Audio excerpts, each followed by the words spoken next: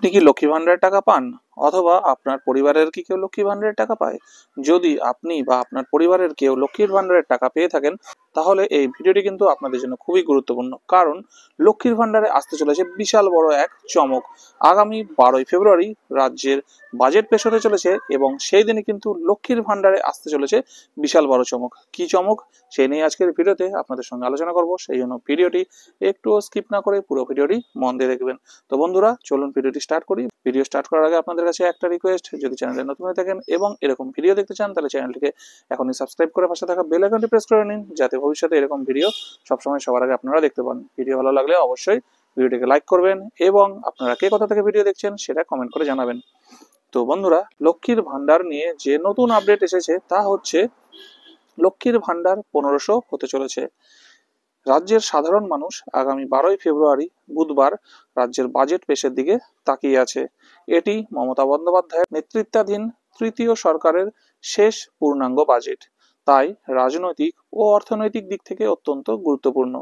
যেহেতু আগামী বছর বিধানসভা নির্বাচন, তাই বাজেট ঘিরে সাধারণ মানুষের পাশাপাশি বিরোধীদেরও তীব্র কৌতূহল রয়েছে। বিশেষ করে লক্ষ্মীর ভান্ডার প্রকল্পের অনুদান বৃদ্ধি নিয়ে রাজ্য জুড়ে জল্পনা তুঙ্গে। সরকার কি এবার আরো বেশি ভাতা ঘোষণা করবে, নাকি বিরোধীদের প্রতিশ্রুতি নতুন সমীকরণ তৈরি করবে?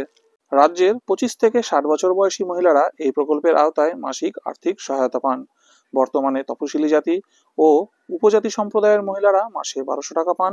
সাধারণ শ্রেণীর মহিলারা প্রতি মাসে 1000 টাকা পান।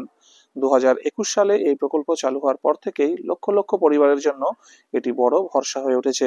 এবারের বাজেটে অনুদান বৃদ্ধি পাবে কি? গত বছর বাজেটে লক্ষ্মীর ভান্ডারের অনুদান সামান্য বাড়ানো হয়েছিল। এবার অনেকেই আশা করছেন যে এই অনুদান 2000 টাকা পর্যন্ত হতে পারে। যদিও সরকার এখনো এ বিষয়ে কিছু বলেনি, মুখ্যমন্ত্রী মমতা বন্দ্যোপাধ্যায় সম্প্রতি এক জনসভায় বলেন, লক্ষ্মীর ভান্ডার কোনোদিন বন্ধ হবে না, বরং দিন দিন আরো বাড়বে। এই বক্তব্যের পরেই রাজনৈতিক মহলে গুঞ্জন শুরু হয়েছে যে এবারের বাজেটে অনুদান বৃদ্ধির সম্ভাবনা প্রবল। বিরোধীদের দাবি, বিজেপি রাজ্যের ক্ষমতায় এলে মাসে 3000 টাকা দেওয়া হবে। এই প্রসঙ্গেই বিরোধী দলনেতা শুভেন্দু অধিকারী নতুন বিতর্ক উস্কে দিয়েছেন। শনিবার পূর্ব মেদিনীপুরে মহিষা দলের দেউলপোতা গ্রাম পঞ্চায়েতে দলের জনসংযোগ অনুষ্ঠানে তিনি দাবি করেছেন, এইবার বাজেটে মমতা সরকার লক্ষ্মীর ভান্ডার প্রকল্পে 500 টাকা বাড়াতে চলেছে। তিনি বলেন, দিল্লিতে বিজেপি ক্ষমতায় ফিরেছে, এবার বাংলাতেও পরিবর্তন আসবে।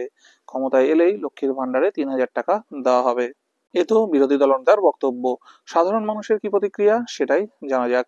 রাজ্যের বাসিন্দারা এখন বাজেটের দিকে তাকিয়ে আছেন। গুরুত্বপূর্ণ প্রশ্নগুলির মধ্যে রয়েছে, সরকার আদৌ অনুদান বাড়াবে কিনা? বিরোধীদের প্রতিশ্রুতি বাস্তবে কার্যকর হবে তো? রাজ্যের অর্থনীতি এই ব্যয়ভার বহন করতে পারবে কি? রাজনৈতিক ও অর্থনৈতিক সমীকরণ মিলিয়ে এবারের বাজেট যে চমক নিয়ে আসতে পারে তা নিয়ে বিন্দুমাত্র সন্দেহ নেই। এখন দেখার সরকার ও বিরোধীদের প্রতিশ্রুতি শেষ পর্যন্ত কতটা বাস্তবায়িত হয়।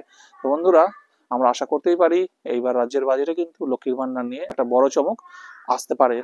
তো আপনাদের কি মতামত সেটাও কিন্তু কমেন্ট করে জানাবেন। যদি আপনারা লক্ষ্মী ভান্ডার প্রকল্পটিকে সমর্থন করে থাকেন, তাহলে অবশ্যই ভিডিওটিকে একটি লাইক করে চ্যানেলটিকে সাবস্ক্রাইব করে নেবেন। ততদিন ভালো থাকবেন এবং এরকম ভিডিও দেখার জন্য চ্যানেলটিকে সাবস্ক্রাইব করে রাখবেন।